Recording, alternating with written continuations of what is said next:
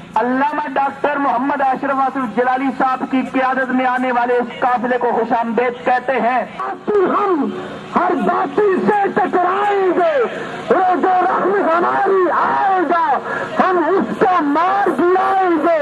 یہ مسئلہ ہے جب ایمان کا، کیا خطرہ پھر جسموں کا، اس مسئلے کو جو چھوڑو گے پھر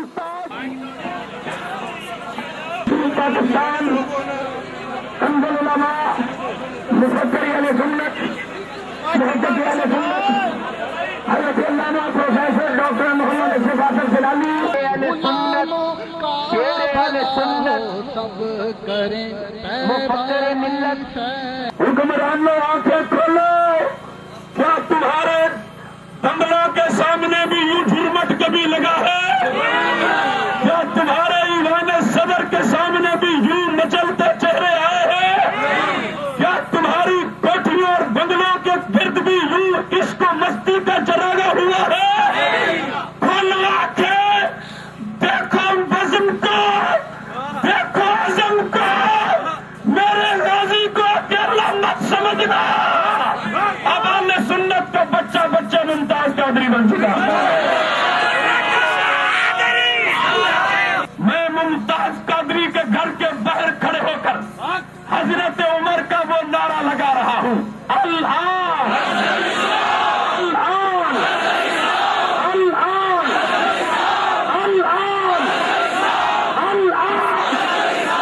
الآن الآن ممتاز غازی اسلام غالب آ گیا، اسلام چھا گیا، اسلام غالب آ گیا۔ حکمرانوں کی آنکھیں کھلنی چاہیے، یہ تو ابھی آغاز ہے۔ سوچ لیں یہ حکمران یہ ابھی آغاز ہے، ورنہ آگے چل کے ہر گلی میں ایک ممتاز ہے۔ میں حکومت پاکستان سے یہ مطالبہ کرتا ہوں کہ غازی ممتاز حسین قادری کو باعزت رہا کیا جائے۔ آپ اس مطالبے میں میرے ساتھ شریک ہیں؟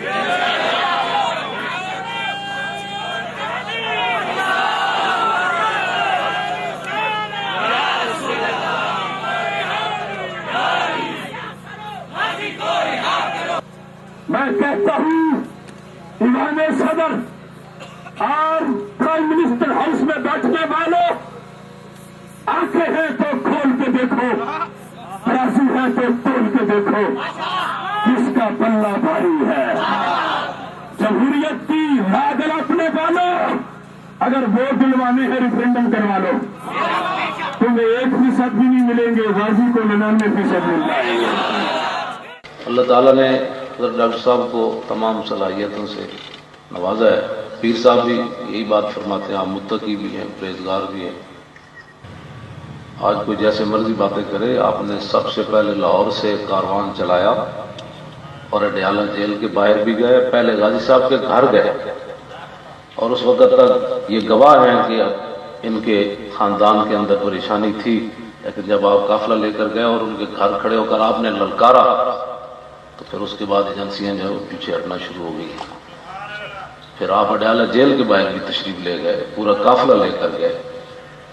ان کے بھی بڑے مسائل ہیں، یہ بھی یورپ میں جا کر آنا جانا، کبھی آنا کبھی جانا، کبھی آنا کبھی جانا، یہ بھی کر سکتے تھے اور بہت کچھ ہو سکتا تھا، لیکن انہوں نے ان تمام باتوں کو پس پش ڈال کر حضور کی عزت کا جھنڈا بہت بلند رکھا ہے، اور آپ کو یہ مل گئے ہیں تو یہ اللہ تعالیٰ کا شکر ادا کریں آپ۔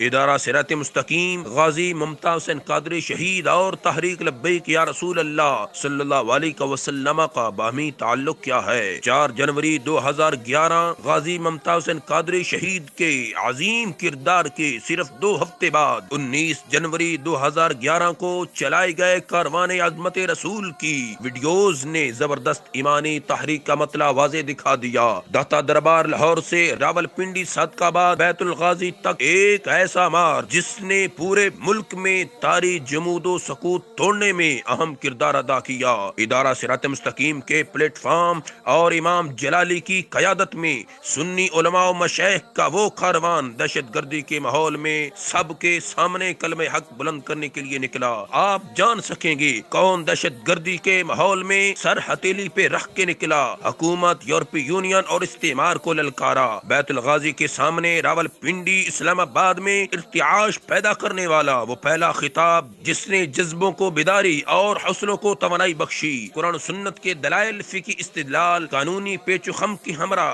حریت و حمیت کی برق و چمک سے حکمرانوں، اداروں اور عدالتوں کے ضمیر پر دستک دی۔ بیت الغازی کی دہلیز پر آج سے 10 سال قبل الآن عز الاسلام کا وہ نعرہ لگایا جس کی صدائے بازگشت لبیک یا رسول اللہ صلی اللہ علیہ وسلم کی شکل میں پوری دنیا میں سنائی دے رہی ہے۔